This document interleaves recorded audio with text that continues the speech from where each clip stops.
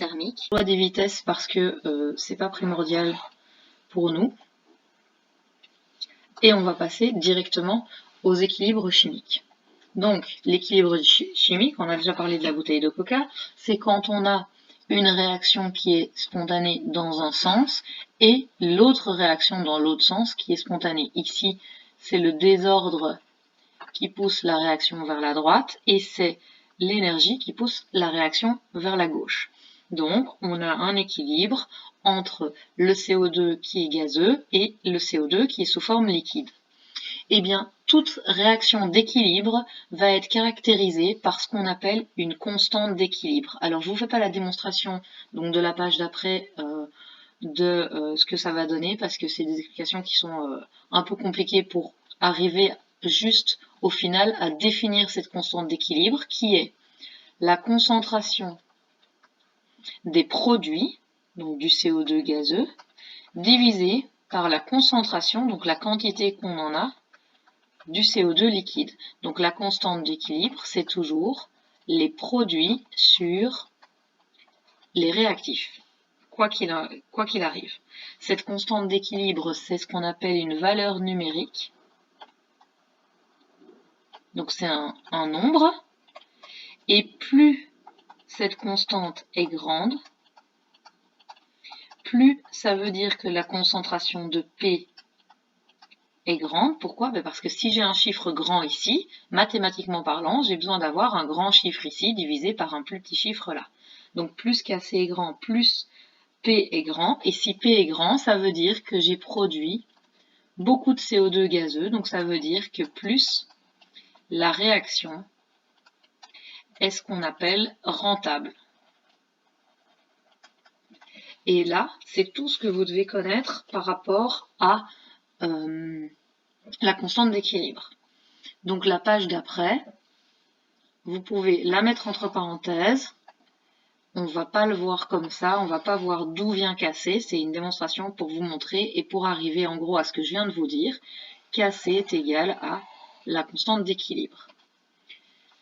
Donc, si on passe et qu'on généralise ça, KC est égal au produit des concentrations des produits, donc C fois D, chacun exposant son coefficient stoichiométrique, divisé par A fois B, chacun exposant son coefficient stoichiométrique. Donc ça, c'est la phrase un peu barbare pour le dire. Le produit des concentrations des produits divisé par le produit des concentrations des réactifs. Vous retenez que KC, c'est les produits sur les réactifs et que vous mettez les coefficients stoichiométriques. Je vous demanderai jamais de me redonner la phrase. Alors, il y a quelques remarques à prendre en compte. Les coefficients stoichiométriques, attention, ne peuvent plus, absolument plus, être des fractions. Donc on est bien dans un chapitre qui n'est plus de la thermo, donc on repasse à des coefficients stoichiométriques qui doivent être des entiers les plus petits possibles. Deuxièmement, les constantes d'équilibre sont des nombres sans unité fixe. Ça veut dire quoi? Ça veut dire que leur dimension varie en fonction de la réaction à laquelle on a affaire. Exemple, si j'ai cette réaction-ci, KC va être égal au produit, donc NH3 exposant 2, divisé par N2 fois H2 exposant 3. Chaque concentration, donc les crochets, je vous ai dit que c'était des concentrations, donc c'est exprimé en mol par litre. Donc ça veut dire que dans cette équation-là, j'ai KC qui est égal à des moles par litre exposant 2 sur des moles par litre exposant 4.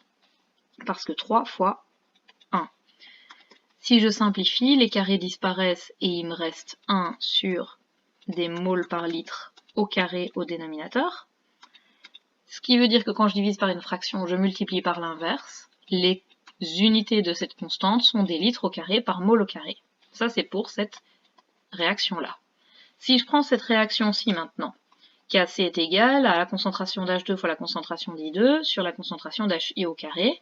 J'ai donc KC qui est égal à des moles par litre au carré, parce que mol par litre fois mol par litre, divisé par des moles par litre au carré, j'ai un chiffre x, parce que ça va valoir quelque chose, hein, toutes ces concentrations ont des valeurs, x, mais sans unité.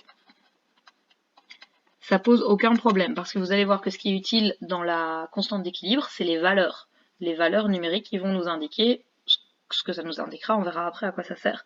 Mais donc, c'est pas utile de connaître et de faire attention aux unités de la constante d'équilibre, mais il faut savoir que voilà, c'est pas bizarre d'avoir une unité en litres carrés par mol au carré, ou sans unité du tout, ou avec des mols au cube, ou des litres au cube, ou des mols par litre au carré. Donc voilà, il faut juste le savoir.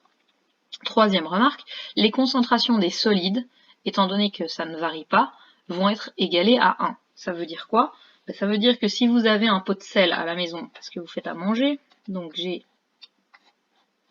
du sel de cuisine à la maison, d'accord? Eh bien, ce sel, dedans, j'ai des petits grains de sel, ce que j'ai dedans, c'est du sel. J'en ai combien du sel? Ben, j'en ai 100%. La concentration de quelque chose, ce n'est valable, on l'a vu l'année passée, que pour une solution. Concentration, C est égal à N sur V. Si j'ai pas de volume, si j'ai un solide, sa concentration est égale à 100%, donc on va égaler sa concentration à 1. Donc il n'intervient pas dans l'expression de la constante d'équilibre. Si on a Pb2 plus 2i- qui donne Pbi2 qui est solide, je vais remplacer ici par 1 dans la constante d'équilibre. Alors la remarque D, c'est surtout si jamais vous faites de la chimie plus tard. Donc dans un état d'équilibre où on a des molécules en phase gazeuse, on a une constante Kp qui va prendre en compte des pressions partielles de gaz et plus des concentrations molaires C. Mais nous, on va pas travailler avec ça. On fera pas de Kp. Mais voilà, comme ça vous avez entendu que ça existe. C'est pas beaucoup plus compliqué. C'est toujours la même chose, mais il faut choisir ce qu'on fait vu que voilà, on a un programme et qu'il faut le respecter. La constante d'équilibre est par définition constante. Ça paraît bête, mais c'est important. Ça veut dire qu'elle ne varie pas. Sa valeur numérique ne varie que avec la température. On verra après pourquoi. Je ne peux pas vous l'expliquer maintenant parce que ça va être le bazar si je le fais maintenant. Mais donc ça veut dire que Kc, qui est égal à 1, sera toujours égal à 1. Sauf si dans un exercice, je change la température. Alors, pour le moment, je vous mets les remarques là, et après, vous allez voir qu'on les appliquera dans les exercices. C'est de nouveau la même chose. Il y a beaucoup de théories, mais toute cette théorie est utilisable après dans les exercices. Et enfin, dernière remarque, on considère qu'une réaction est déplacée vers la droite. Donc, ça veut dire que si j'ai A qui se transforme en B, j'ai une constante d'équilibre. Kc est égal à B sur A, produite sur réactif.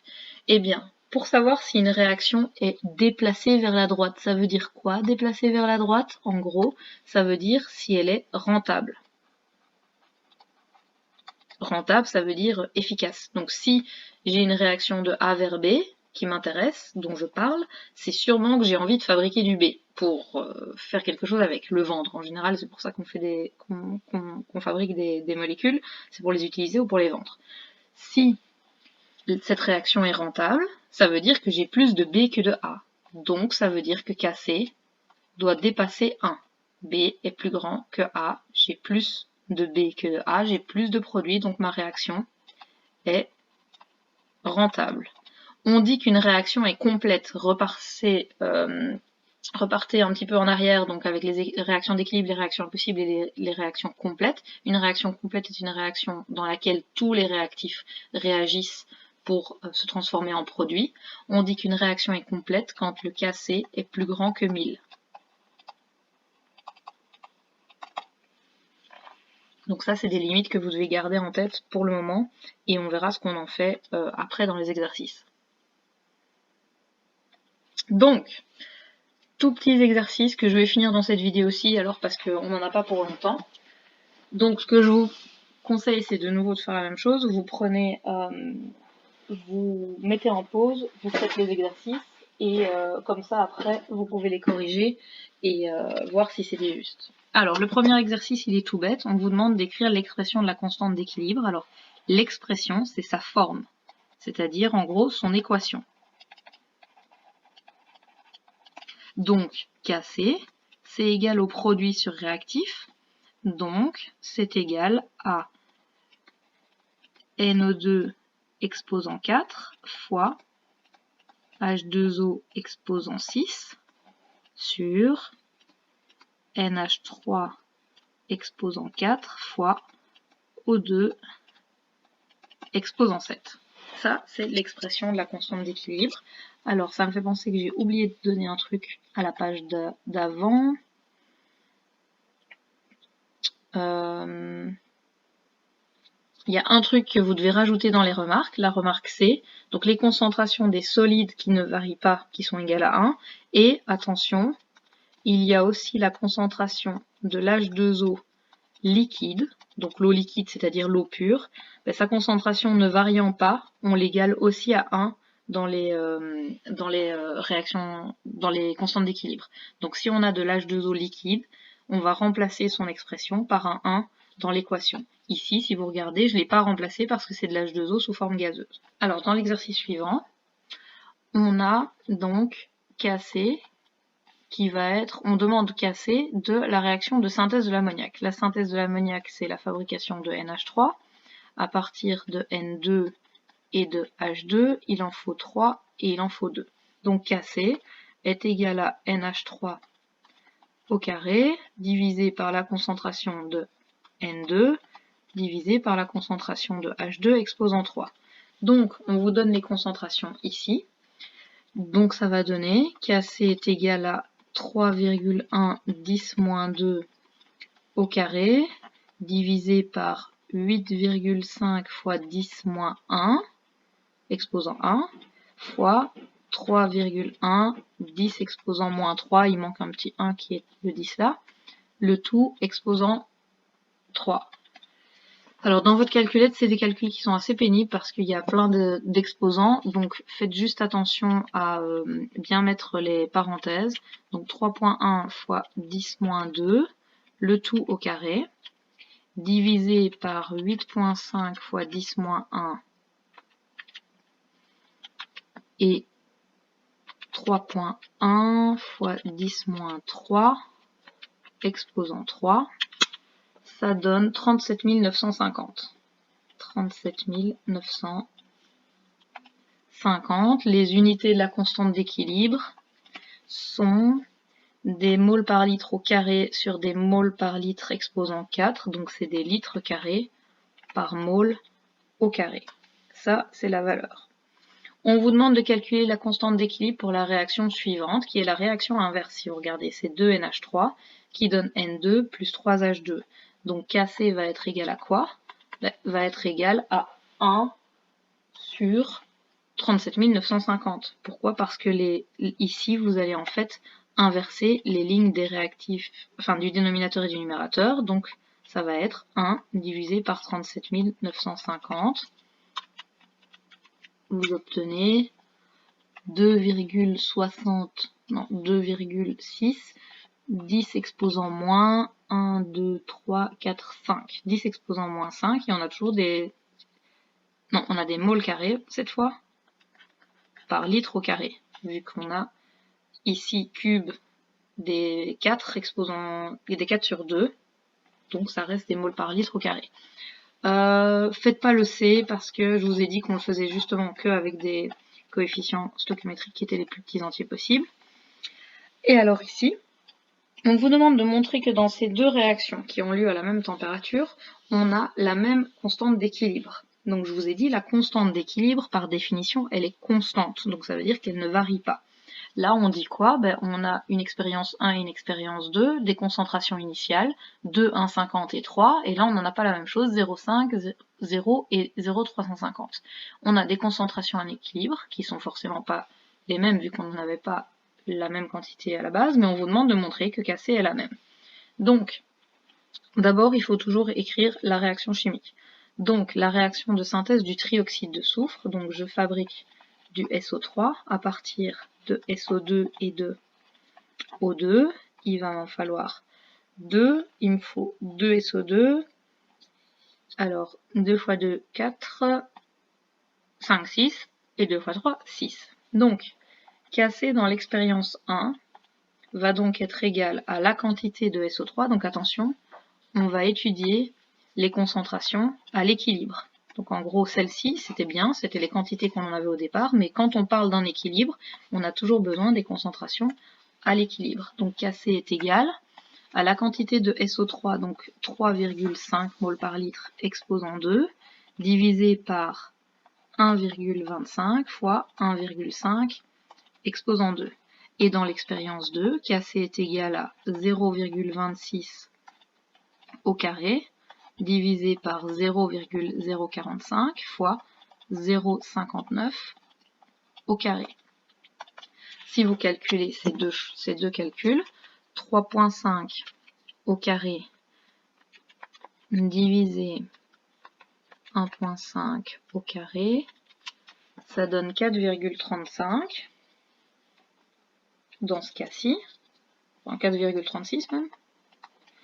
Et de ce côté-là, 0,26 au carré divisé par 0,045 par 0,59 au carré. Donc normalement, si je ne me suis pas trompée, ça me donne 4,32. Donc on est bien à peu de choses près forcément, parce qu'on avait des harmonies et des virgules.